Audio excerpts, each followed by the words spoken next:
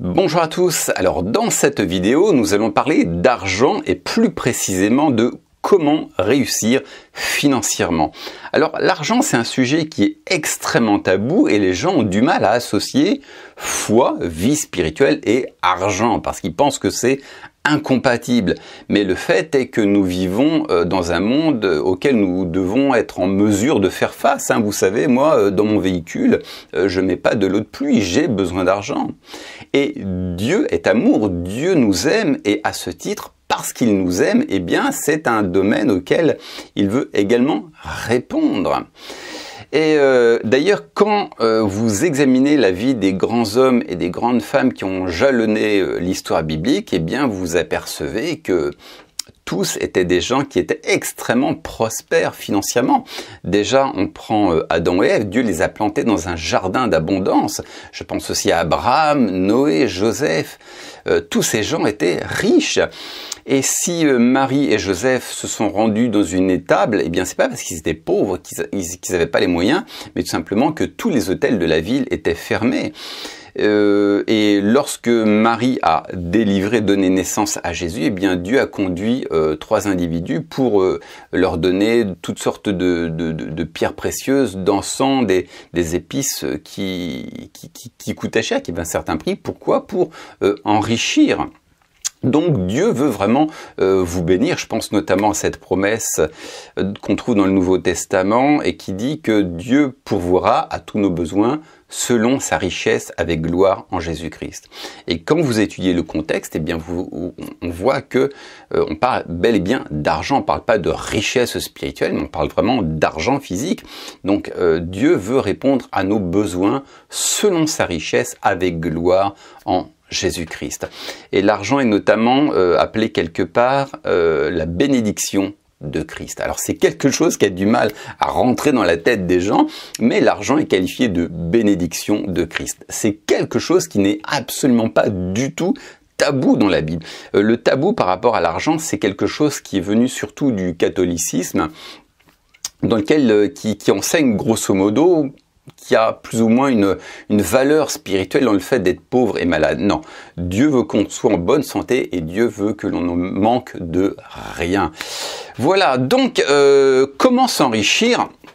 Alors, je peux dire que dans 100% des cas, à chaque fois que j'écoutais un message donné par des intervenants au sujet des intervenants chrétiens au sujet des finances, c'est toujours le même message qui est donné, c'est que Dieu nous bénit en fonction de ce qu'on lui donne. C'est ce que certains appellent la loi du semer-récolter. Si vous donnez à Dieu, Dieu va vous bénir en retour. Alors, c'est pas faux, c'est même biblique, c'est même juste, moi j'en ai fait aussi l'expérience dans ma vie, mais je pense pas que ça soit la base. Et malheureusement, tous les enseignements qui sont donnés sur comment s'enrichir, eh bien, sont toujours donnés selon ce principe. Vous voulez être riche, donnez à Dieu et Dieu va vous donner en retour. Et je pense vraiment pas que ça soit le plus important. Je n'ai pas dit que ce n'était pas important, je n'ai pas dit qu'il ne fallait pas le faire, mais je pense vraiment pas que ça soit la base de la prospérité. D'une part, la Bible ne l'affirme pas, d'autre part, il y a d'autres versets qui peuvent nous amener à penser que c'est pas nécessairement la chose prioritaire, et moi personnellement je l'ai vécu parce que toute ma vie j'ai donné, une bonne partie de ma vie eh bien j'étais pauvre, sinon j'ai eu du mal à joindre les deux bouts. Vous voyez, c'est pas alors on va voir ensuite quelle est cette base, mais je peux vous dire que c'est pas la base, parce que si ça avait été la base, eh bien je serais aujourd'hui millionnaire, parce que j'ai quand même beaucoup donné tout au long de ma vie, et malgré mon semer, je n'ai pas spécialement récolté. La loi du semer-récolter marche si vous avez une autre base, que nous verrons en deuxième partie de vidéo. Et il y a pas plus tard qu'il y a quelques jours encore, je m'entretenais avec un Américain, enfin je pense que c'est un Américain, mais justement en réponse à un enseignement qui était donné sur Internet, et le prédicateur, une fois de plus, qui disait que si vous voulez que Dieu vous bénisse financièrement, eh bien vous devez semer financièrement. Et moi je disais que j'ai fait ça une bonne partie de ma vie et ça n'a pas vraiment marché. Et il y a un gars qui a intervenu, qui a laissé un commentaire, il m'a dit « Mais vous avez raison, moi j'ai donné toute ma vie et je suis toujours aussi pauvre. » Et donc voilà, c'est très important de semer dans le royaume de Dieu, mais je dirais que ce n'est pas une priorité. Alors, il y a quelques années, notamment, c'était en 2013 plus précisément, je suis passé par une crise financière extrêmement difficile. Alors, j'avais quand même un peu de revenus, j'avais un petit job dans la presse, mais mes sorties d'argent étaient plus importantes que mes rentrées d'argent. Alors, j'ai jamais été quelqu'un de très dépensier, mais le fait est que j'avais plus de dépenses que d'entrée, et du coup, eh bien, je me suis retrouvé tout simplement, pas interdit bancaire, je dirais, mais c'est-à-dire que je pouvais plus prélever d'argent, quoi. J'étais vraiment dans le rouge, j'avais même dépassé mon seuil d'endettement, donc j'étais vraiment dans la misère. Et en fait, ce que j'ai prié, ce que j'ai fait dans cette situation, alors déjà, la première semaine, j'ai mangé que du riz, mais j'en avais marre. Au bout d'une semaine, j'ai prié et j'ai dit, écoute, Seigneur, je ne prie pas pour que tu me donnes de l'argent, mais je prie pour que tu me donnes le moyen de te bénir. Je prie, Seigneur, pour que tu me donnes suffisamment d'argent pour que je puisse semer cet argent en vue d'une récolte ultérieure. Et donc, il y a un monsieur qui m'a contacté, qui m'a dit, Olivier, écoute, j'aimerais que tu écrives un petit article sur moi, sur ma biographie, et en retour, eh bien, je te donnerai 25 €. Donc j'ai écrit un article, cet article a été publié, il a récupéré cet article également pour le publier dans un journal portugais parce qu'il était d'origine portugaise. Et donc j'ai une petite somme, j'ai eu ces 25 € et j'ai semé 15 € dans l'essence. Parce que pour moi, l'essence, c'était vraiment quelque chose de très important, hein. J'étais journaliste, donc il fallait bien que je puisse me rendre sur un lieu de reportage. Et j'ai semé 10 € dans la caisse à offrande de mon église. Et peut-être 2-3 jours plus tard, je sais plus, j'ai un frère qui me contacte, un frère de mon église, qui me dit, écoute Olivier, je suis gendarme réserviste et j'ai l'un des gendarmes qui cherche un gardien d'immeuble. C'est une mission qui dure juste un mois. Alors j'ai postulé et le jour même, j'ai eu un rendez-vous avec ce gars qui recherchait un gardien d'immeuble. Et le lendemain même, donc j'avais un rendez-vous et le jour même, j'étais pris.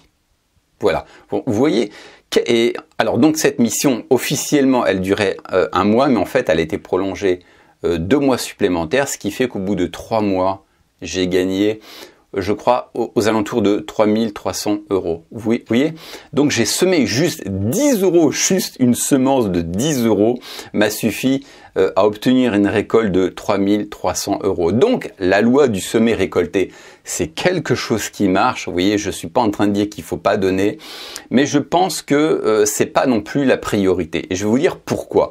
Lorsque vous semez une semence, vous pouvez déclencher un miracle. Et c'est bien de connaître un miracle, mais c'est encore mieux de marcher dans la bénédiction. Des fois, on peut obtenir des miracles comme ça, des interventions particulières, mais moi, au bout de mes 3 mois, eh bien, je me suis retrouvé dans la même situation. Vous voyez, c'est pas une situation qui dure. Et moi, je suis convaincu qu'aujourd'hui, si vous voulez vraiment réussir financièrement, voire avoir des revenus confortables, eh bien, le plus important, c'est de travailler, travailler, travailler, travailler dur. On n'a rien sans effort. La vie, c'est beaucoup d'efforts. Alors, il y a quelques années, moi, vous savez, j'étais un chrétien qui était beaucoup trop spirituel.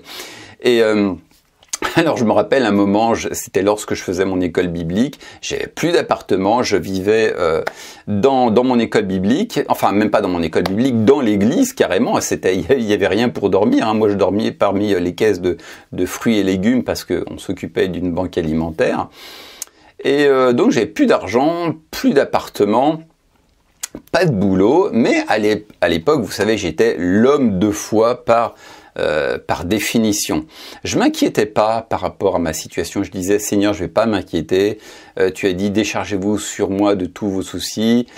Donc je disais, Seigneur, je vais pas m'occuper de ma situation. Tu as toute ma vie en charge, je vais pas m'inquiéter. Je confessais la parole de Dieu, les promesses liées à la bénédiction. Je louais Dieu pour la bénédiction avant même de la voir. Vous voyez, j'étais vraiment l'homme, entre guillemets, très spirituel. Et finalement, au bout de 6 mois, eh bien, ma situation n'a pas du tout bougé. J'étais toujours aussi pauvre, j'étais toujours à la rue. Bref, et un jour, j'ai croisé un monsieur, j'ai rencontré un monsieur, il était d'origine baptiste, je me rappelle. Et je lui disais même pas d'ailleurs que ça marchait pas, je lui parlais de ma situation, je lui disais, tu sais, moi je m'inquiète pas, Dieu a toutes choses entre ses mains. Il m'a dit, mais Olivier, si tu veux réussir, il faut que tu cherches avec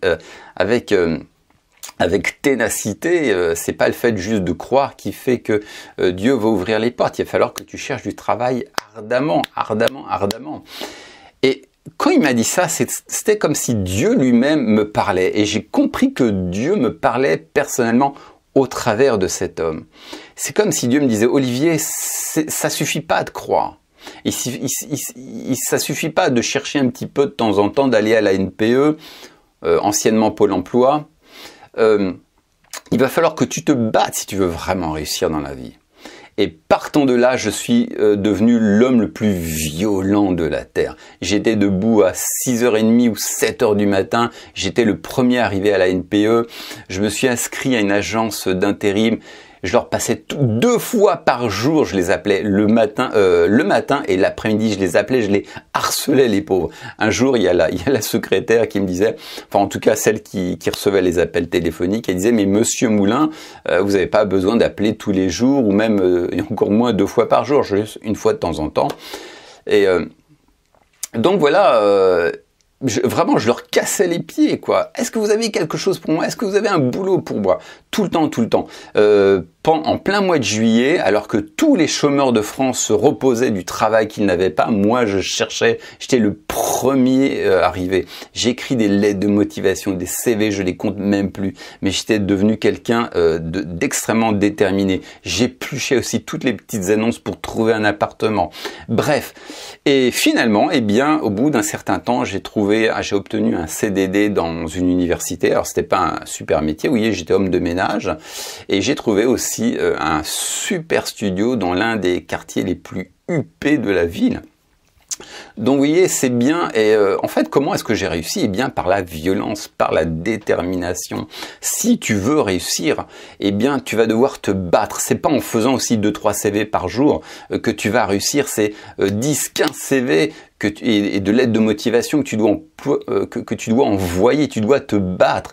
Tu dois être agressif pour réussir financièrement. Le fait de croire, de confesser la parole, d'adorer Dieu, de prier, ça suffit pas. Si tu veux réussir, tu dois te lever, tu dois te battre dans la vie pour réussir. Quel que soit le domaine, ça doit d'ailleurs devenir ta plus grande priorité. Confesser 2-3 versets comme ça, ça suffit pas. On n'a rien sans effort. Si aujourd'hui tu es en surpoids, ça doit devenir ta priorité. Enfin, ta priorité, ça doit être de rechercher premièrement le royaume de Dieu et sa justice et de lui obéir. Mais ta deuxième priorité, ça doit être de tout faire pour arrêter d'être en surpoids. Tu dois faire de la gym, tu dois faire un régime drastique, tu dois aller en salle de sport. Je sais pas si, quel que soit le domaine, vous aurez rien si vous ne travaillez pas dur. Quel que soit le domaine, là où tu veux rencontrer une percée, ça doit devenir ta priorité sur plusieurs mois et sur plusieurs années. Tu dois te battre, tu dois être violent. Vous voyez maintenant ces quelques versets des Écritures. L'âme des paresseux a des désirs qui n'aboutissent à rien. Mais l'âme des hommes actifs sera dans l'abondance. Va vers la fourmi paresseux, considère ses voies et deviens sage. Vous voyez ce que la Bible dit? Elle dit, regarde la fourmi, elle travaille, c'est pour ça qu'elle prospère, la fourmi. Elle dit aussi que l'homme qui fiche rien ne verra jamais ses désirs aboutir. Mais celui qui prospère dans sa vie, eh bien c'est celui qui est actif. Et alors, l'une des raisons pour lesquelles les gens peuvent être un peu paresseux et ne pas suffisamment faire preuve d'entreprise, ne sont pas assez entreprenants pour réussir, c'est qu'ils n'ont pas trouvé aussi ce que j'appelle une niche, c'est-à-dire un domaine qui va les passionner. En fait, Dieu a planté en chaque individu le moyen de gagner sa vie. Et souvent, le meilleur moyen pour réussir, c'est de trouver un domaine qui vous passionne. Je ne sais pas si vous avez, peut-être que vous êtes passionné, j'en sais rien, de tennis. Vous pouvez très bien monétiser cette passion en faisant des formations, par exemple sur Internet. Vous vendez vos formations, votre coaching. Peut-être que vous avez, peut-être tout simplement, vous pouvez devenir prof de tennis. Peut-être que vous avez, je sais pas, un talent particulier pour habiller les gens. Oui, vous avez peut-être un domaine dans l'esthétique. Eh bien, rien n'empêche de monétiser cette passion et vous ouvrez vos services de coaching en esthétique. En fait, tout est monétisable et surtout ce qu'il faut, c'est trouver le domaine qui vous passionne. Et lorsque vous aurez trouvé le domaine qui vous passionne, eh bien, vous pourrez tout simplement en tirer des revenus et surtout vous aurez résolu le problème de la paresse, parce qu'on peut être un peu paresseux, mais lorsque vous aurez trouvé le domaine, comme on dit, qui vous fait kiffer, eh bien vous aurez beaucoup moins de problèmes, en tout cas de paresse. Alors ça, c'est plus spécifique pour des gens qui seraient entrepreneurs, mais si vous n'êtes pas spécialement, si vous n'avez pas la fibre de l'entrepreneuriat, tout simplement, déjà, ce que vous pouvez faire, c'est trouver un travail intérimaire. Mais dans ce travail intérimaire, ce que vous pouvez faire, c'est donner le meilleur de vous. Ne soyez pas quelqu'un de paresseux. Même si on vous confie une mission de 3 jours, eh bien, dans cette mission de 3 jours, vous donnez le meilleur de vous-même. Vous donnerez ainsi envie à des employeurs potentiels de vous embaucher. Moi, je sais que lorsque je faisais du travail intérimaire, il y a longtemps de ça, déjà, je me suis pas embauché dans 5 agences de travail intérim comme le font la plupart des gens. J'en avais qu'une seule, mais je les appelais tout le temps. Voilà, je travaillais aussi mon capital sympathie auprès des gérants de cette structure. J'allais les voir en souriant, positif, correctement habillés, je leur serrais les mains, et quand on me confiait une mission de 3 jours, même juste une mission de 3 jours, eh bien je donnais le meilleur. Je donnais le meilleur de moi-même, je donnais envie à mes employeurs potentiels de me recontacter, de m'embaucher. Je restais pas 5 minutes à rien faire. Moi, quand je faisais des missions intérim, des fois ça arrivait que pendant 5-10 minutes, eh bien les gens juste attendaient l'ordre prochain en croisant les bras. Non, même pendant 5-10 minutes, eh bien vous donnez le meilleur de vous-même. Vous faites même encore mieux que ce que votre employeur vous a dit, votre boss vous a dit. Vous restez pas inactif, vous trouvez toujours les moyens de vous occuper. Et le boss, lui, vous croyez qu'il vous regarde pas, mais dans le secret, il est en train de vous observer. Il voit que vous faites le kilomètre supplémentaire. Il se dit oh, ce mec-là, c'est un mec vraiment intéressant. Et lorsque la mission se terminera, soit on vous demandera de prolonger cette mission, soit un jour cet employé recontactera cette agence d'intérim et dira mais ce mec-là, il n'est pas comme les autres, il travaille beaucoup plus et beaucoup mieux. Est-ce que vous pourriez le faire venir? Moi, je sais que c'est comme ça, quoi. Je n'avais pas un regard méprisant sur les missions qui m'étaient confiées, même si c'était des missions d'un jour. Je donnais le meilleur de moi-même et je laissais une bonne impression à mon boss. Et ce qui fait que quand ils avaient à nouveau besoin d'employés pour une mission temporaire, c'est toujours à moi qu'on faisait appel. Est-ce que vous pourriez faire venir là le mec là, Olivier Moulin, parce que celui-là, il n'est pas comme les autres.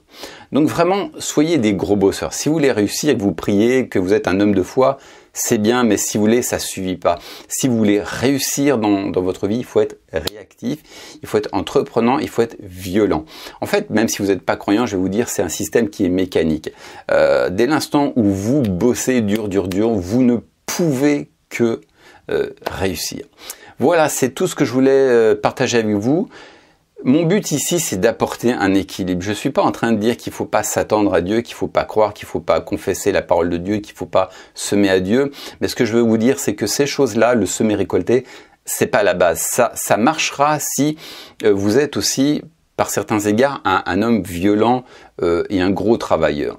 Voilà, c'est tout ce que je voulais partager avec vous et je vous donne rendez-vous pour une prochaine vidéo. Ciao!